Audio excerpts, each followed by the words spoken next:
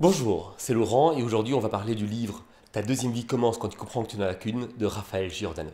C'est parti.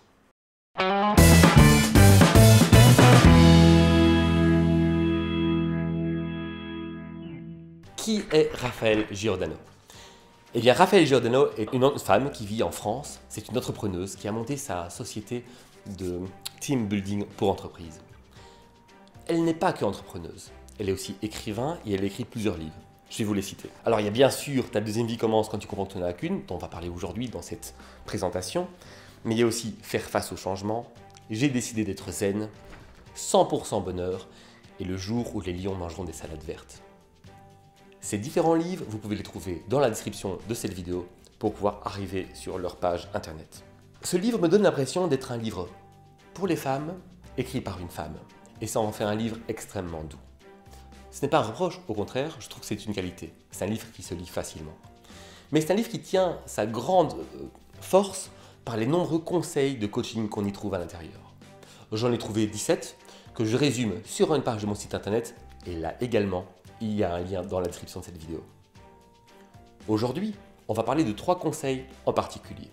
Ces 3 conseils, c'est l'ancrage positif, c'est l'art de la modélisation et faire une fête, F-E-T-E, et éviter la mitraillette à reproche. Commençons par l'ancrage positif. L'ancrage positif, la théorie est toute simple. C'est un appareil photo qui permet de photographier une situation où on ressent son énergie positive, où on ressent son état d'humeur, son bien-être, etc. pour pouvoir regarder cette photo plus tard et ressentir les mêmes impressions. Alors, en pratique, qu'est-ce que ça veut dire? Ça veut dire qu'imaginons que je me lève un matin, j'ai plein d'énergie, le ciel est bleu et le soleil brille de tout son feu, j'ai mis la musique qui est plein d'énergie aussi, entraînante, la guerre des étoiles par exemple.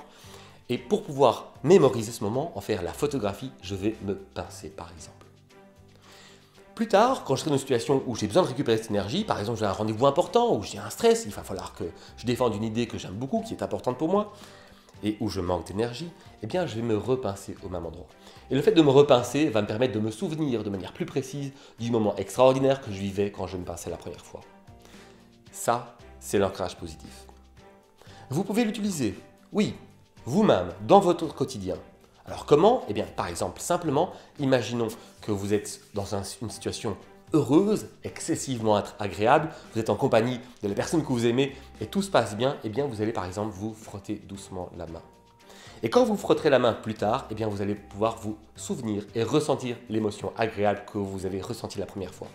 Ça peut vous aider dans des situations qui sont difficiles pour pouvoir revivre le positivisme que vous avez eu au début. Ça, c'est l'ancrage positif. Le deuxième point, c'est l'art de la modélisation. Et l'art de la modélisation, c'est quelque chose d'extraordinaire. C'est quelque chose qui m'a énormément aidé. En théorie, c'est tout simple. L'art de la modélisation, c'est s'inspirer de modèles. C'est trouver des personnages illustres ou des héros qui vous inspirent et qui peuvent vous apporter des choses. Alors moi, dans mon cas, mon exemple personnel, le plus important, c'est Monsieur Walt Disney. Monsieur Walt Disney avait une phrase très importante. Cette phrase, c'est « Ce que tu peux rêver, tu peux le vivre ». Cette phrase extraordinaire m'a inspiré. Cette phrase extraordinaire m'a permis de trouver la force pour pouvoir réaliser mes projets. J'ai utilisé l'art de la modélisation en m'inspirant de Monsieur Walt Disney pour trouver l'énergie de concrétiser mes rêves grâce à cette phrase. Vous pouvez vous-même l'utiliser dans toutes sortes de contextes. Un exemple, imaginons que vous soyez architecte. Eh bien, vous allez pouvoir vous intéresser à des architectes illustres pour pouvoir vous inspirer de leur travail et progresser vous-même. Imaginons que vous soyez passionné par le développement personnel et que vous voulez vous inspirer sur la liberté de Mandela. Mandela, c'est un homme qui a décidé, lui-même d'assumer ses convictions en allant en prison. Donc, il a décidé, pour pouvoir symboliser la liberté, d'aller en prison. C'est quelque chose d'incroyable, de difficile à exprimer, mais qui peut être terriblement inspirant si vous vous intéressez à ce personnage illustre. Ça, c'est l'art de la modélisation. Le troisième conseil, c'est faire une fête, F-E-T-E, en évitant la mitraillette à reproche. Alors, vous l'avez remarqué, j'ai un peu triché, c'est pas un conseil, en fait, c'est 2 en 1. Je vais commencer par la mitraillette à reproche. Qu'est-ce que c'est la mitraillette à reproche? C'est le tu accusateur.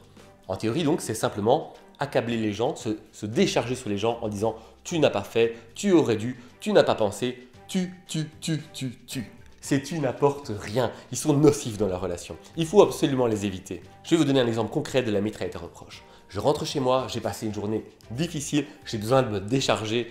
Ma compagne est là et c'est parti. Tu n'as pas fait, tu n'as pas pensé, tu n'as pas ceci, tu n'as pas cela. Cette situation ne mène à rien, c'est vraiment quelque chose de nocif qu'il faut éviter.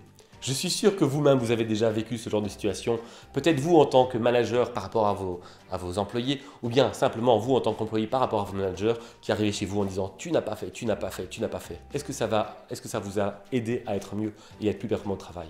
Bien sûr que non. Vous avez sans doute vous aussi ressenti ça dans vos relations de couple, le tu accusateur.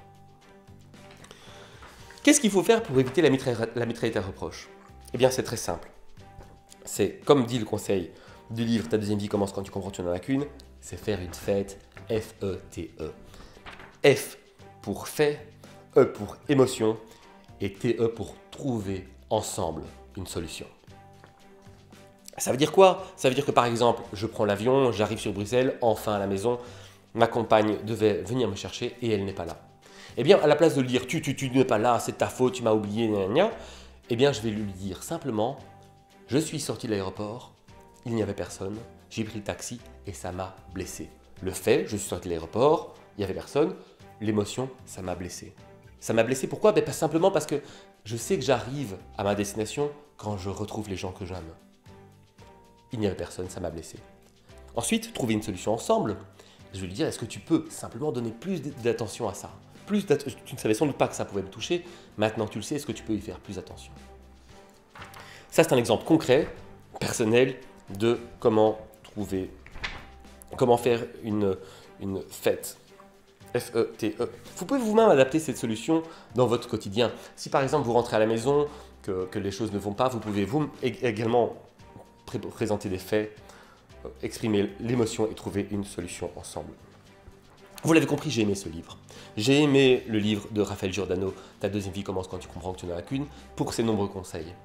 Alors évidemment, ces conseils, il ne faut pas les prendre au pied de la lettre. C'est des conseils qui sont des conseils de coaching, comme tous les conseils de coaching. Elle ne les a pas inventés, hein. On les trouve partout, ces conseils de coaching.